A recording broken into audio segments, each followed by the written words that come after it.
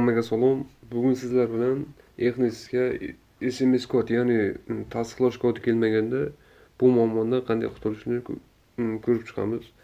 Xo'p, buning uchun avvalambor biz chap tomondagi yuqoridagi 3 ta chiziqchani ustiga bosamiz.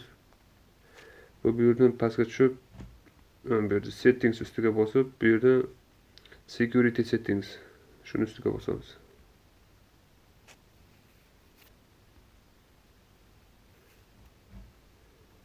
Ozgina kutamiz. Xo'sh, bizda oyna ochildi.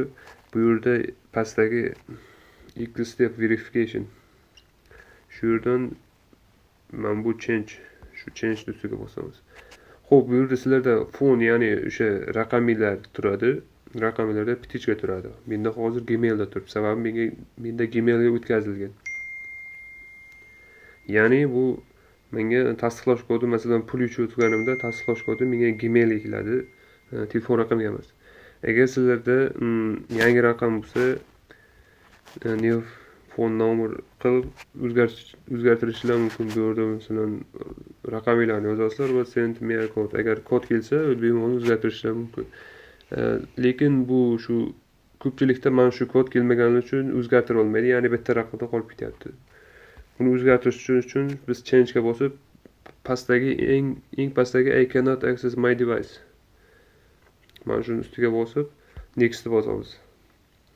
Xo'p, bu yerda menda Gmailga oldindan Gmailga ulanganligi uchun bu yerda mendan ya'ni so'ramaydi verifikatsiya. Agar sizlarda oldin shu hali ham telefon raqamida turgan bo'lsa, sizlardan bu yerda verifikatsiya so'raydi. Bu yerda yuzinglarni skanner qilasizlar va bir kun ichida sizlarni tekshirib chiqib, sizlarni telefon raqamidan Gmailga o'tkazadi. Ya'ni sizlar pul ishlayotganingizda o'sha keladigan tasdiqlash kodi telefon raqamingizga emas, Gmaillarga keladi va bemalol pulni yechib olasiz.